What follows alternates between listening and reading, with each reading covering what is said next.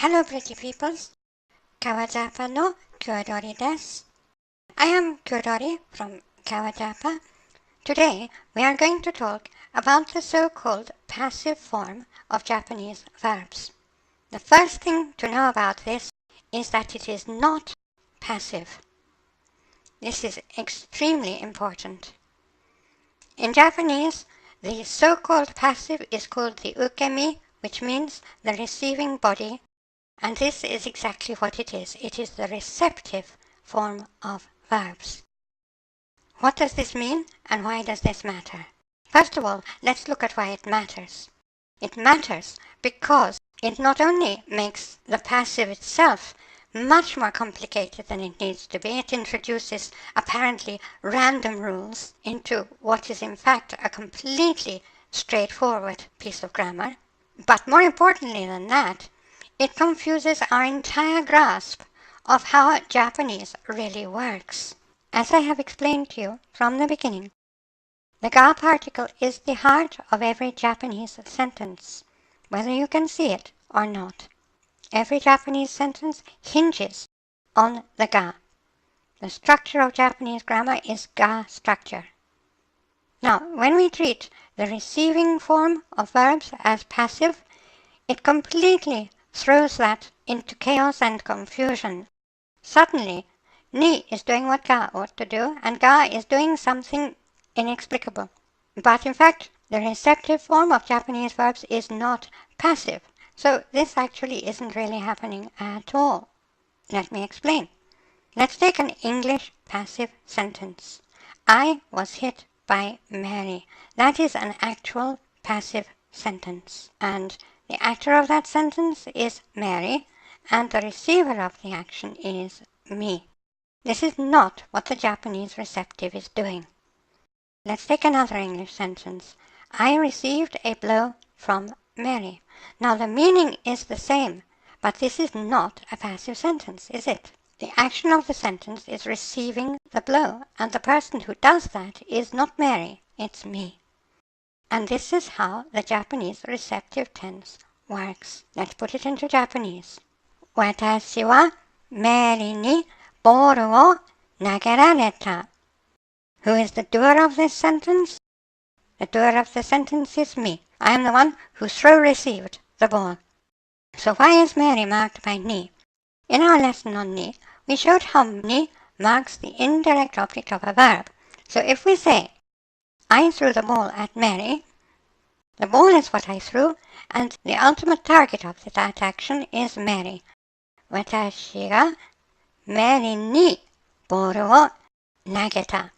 However, in a receiving sentence, the actor of the sentence is the receiver, and the ultimate target of that sentence is replaced by the ultimate source.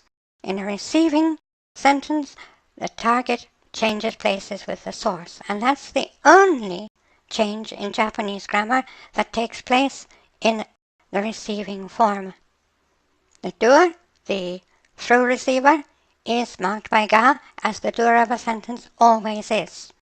The direct object, the ball, the thing that was actually thrown, is marked by wo, as the direct object of a sentence always is.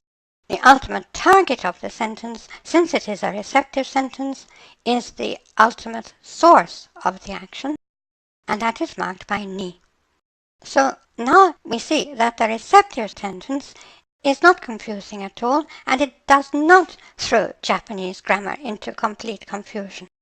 It only does that if you insist on regarding it as if it were an English passive sentence, which it is not.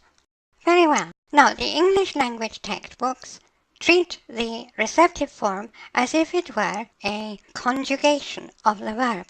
But in Japanese, that's not how we see it. In Japanese, there is a helper-verb, reru or rareru, which can be put onto the end of any verb. If it's an ichidan verb, we replace the ru with rareru. If it's a godan verb, we attach reru to the plain past stem of the verb, that is the a ending stem of the verb. And once we've done that, we have created a compound verb that means receiving the action of the original verb. In English, this is done, but it's relatively rare. We can talk about receiving a blow or receiving a present. We don't usually talk about receiving the drinking of something or receiving something being said, but in Japanese we do. There is a helper verb that is commonly used and can turn any ordinary verb into a receptive verb. So let's see how that works in a case where we wouldn't usually use receive in English. 水が犬に飲まれた. In English, this would usually be translated as the water was drunk by the dog, and probably there is no other natural way of translating it into English. That's all right. But if we imagine that what it actually means is the water was drunk by the dog, Japanese grammar is thrown into chaos and confusion. What it actually means is the water drink received from the dog. The actor, the subject, the doer of this sentence is not the dog. It is the water. Now I realize that this comes as a surprise to many Western learners of Japanese, but it should not come as a surprise to you. I have explained in detail in my lesson on the structure of Japanese how Japanese does not have the same very strong preference for the actor or doer of a sentence to be a person or even necessarily an animate being. It is the failure to understand this that is the root cause of a very large proportion of the confusion and misunderstanding that surrounds the learning of Japanese in the West.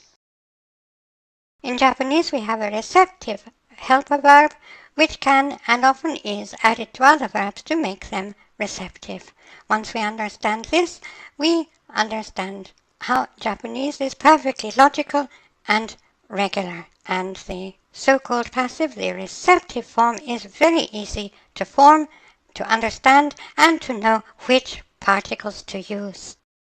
If you have any questions, please ask them in the comments below and I will answer. And remember that the course book for this course of lessons is Unlocking Japanese. You can get it from Amazon in Kindle or paperback editions, and we recommend reading the book along with following this course of lessons. Thank you for attending this class. これからもよろしくお願いします. Class dismissed.